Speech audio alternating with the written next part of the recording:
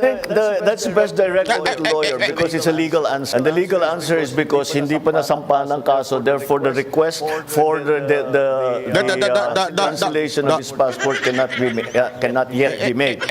However, when that time comes, we will immediately cancel his passport. Himayin natin yung kanyang sinabi. Sabi niya, it's a legal question that lawyers should be the one answering it. Plus, the legal way is wala pa daw kaso. Until that case is being filed, malabong kanselahin daw ang passport. Sana true, no?